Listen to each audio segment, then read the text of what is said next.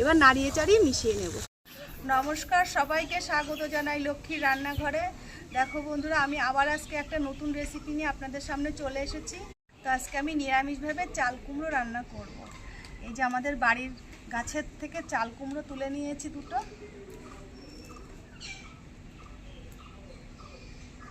একদম টাটকা, গাছ থেকেই সবে সবে কেটে নিয়ে আসলাম।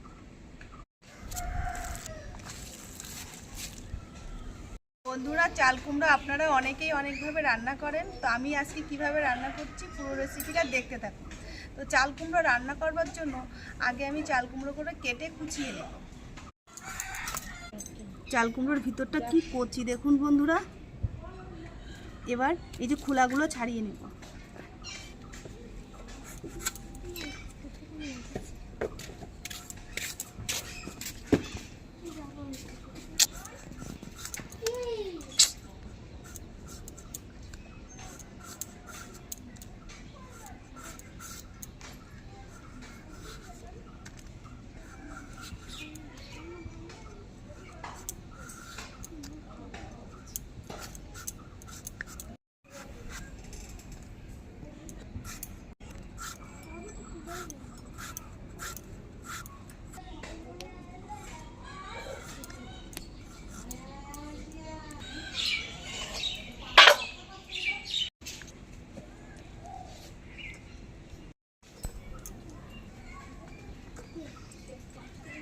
বন্ধুরা, আমি এই যে ছোট মাঝারি সাইজে দুটো চাল কুমড়ো নিয়েছিলাম, তো একটা কাটা হয়ে গেছে আর কুচানো হয়ে গেছে। এবার এইটা কেটে কুচিয়ে নেব।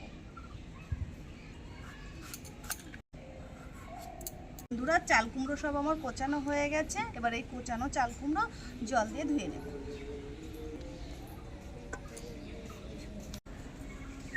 এই জন্য চাল কুমড়ো ধোয়া হয়ে গেছে, উনুন ধরিয়ে নিয়েছি। এবার কড়াই বসিয়ে দেবো। বন্ধুরা, কড়াইতে এবার সাদা তেল দিয়ে দেবো। চাল কুমড়ো সাদা তেলে রান্না করলে খেতে খুব ভালো লাগে। কড়াইতে আমি অল্প পরিমাণে সাদা তেল দিয়ে দেবো। দিয়ে দেবো শুকনো লঙ্কা ফোড়নে, একটা তেজপাতা, 1 চামচ মতো পাঁচফোড়ন। দেওয়া তেলে এবার কুচানো চাল কুমড়োগুলি দিয়ে দেবো।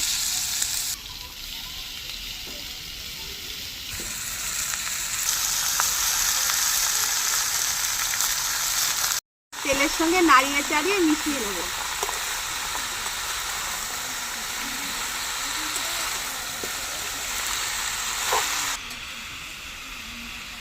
চাল কুমড়ো তেলের সঙ্গে নাড়িয়ে চাড়িয়ে মিশিয়ে নিয়েছি। এবার ওপর থেকে ঢাকা দিয়ে দেবো।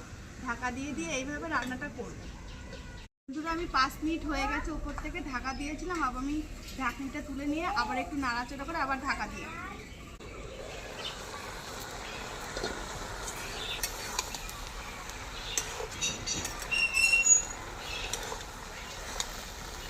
চাল কুমড়ো যে কতটা জল বেরিয়েছে দেখুন বন্ধুরা। এই জলেই রান্না হয়ে যাবে। এবার এই চাল কুমড়োর মধ্যে স্বাদ অনুযায়ী লবণ দিয়ে দেব। লবণ দেওয়া হয়ে গেছে। লবণ দিলে তাড়াতাড়ি সিদ্ধও হয়ে যাবে। এবার নাড়িয়ে চাড়িয়ে নিচ্ছি।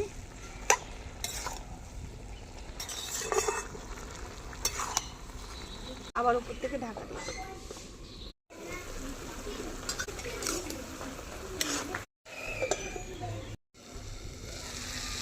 লবণ দিয়ে ঢাকা দেওয়ার পরে চাল কুমড়োর থেকে যে জল বেরিয়েছিল পুরো জল টেনে নিয়েছি। এবার আমি পরিমাণ মতো হলুদ গুঁড়ো দিয়ে দেব।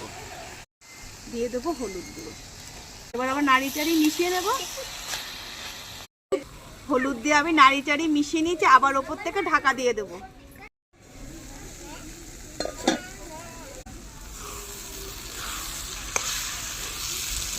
প্রায় আমার হয়ে গেছে। তো নামানোর আগে একটু থেতো করা বাদাম, একটু ঘি, একটু গরম মশলা, চিনি দিয়ে নাড়াচাড়া করে নামিয়ে নেব।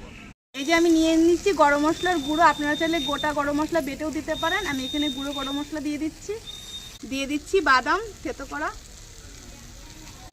দিয়ে দিচ্ছি 1 চামচ ঘি, দানা চিনি দিয়ে দিয়েছি। নিরামিষ রেসিপিতে একটু চিনি দিলে স্বাদটা বেশ ভালোই লাগছে। এবার নাড়িয়ে চাড়িয়ে মিশিয়ে নেব সব কিছু। নাড়িয়ে চাড়িয়ে ভালো করে মিশিয়ে নিয়েছি। এবার উপর থেকে 2 মিনিটের জন্য ঢাকা দিয়ে দেব, যাতে ভালো করে মজে যায় সব কিছু। তারপরে আমি চাল কুমড়ো ঘন্ট কড়া থেকে নামিয়ে নেব। আর উনুনের আঁচটা আমি কমিয়ে দিয়েছি, উনুনে একদমই আঁচ নেই। তো এবার উপর থেকে 2 মিনিটের জন্য ঢাকা দিয়ে দেব। মিনিট হয়ে গেছে, ওপর থেকে এবার ঢাকনা তুলে নেব, নিয়ে চাল কুমড়ো ঘন্ট নামিয়ে নেব। দেখতে অসাধারণ লাগছে বন্ধুরা, আর গন্ধটা যা ছেড়েছে অতুলনীয় গন্ধ। এই দিয়ে এক থালা ভাত হামেশাই খাওয়া হয়ে যাবে। এবার খুন্তি দিয়ে তুলে নেব।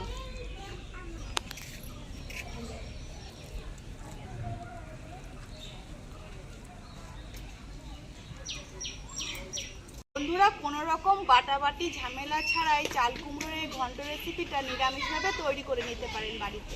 মাছ মাংস ছেড়ে এই চাল কুমড়ো ঘন্ট রেসিপিতেই শুধু ভাত খাবেন। বাড়িতে একদিন রান্না করে দেখবেন, তারপরে কমেন্ট করে জানাবেন আমাকে। আর আমার রান্নাগুলো যদি বন্ধুরা আপনাদের ভালো লেগে থাকে, আমার চ্যানেলটিকে সাবস্ক্রাইব করে একটি লাইক দিয়ে চ্যানেলটির সঙ্গে জুড়ে থাকবে।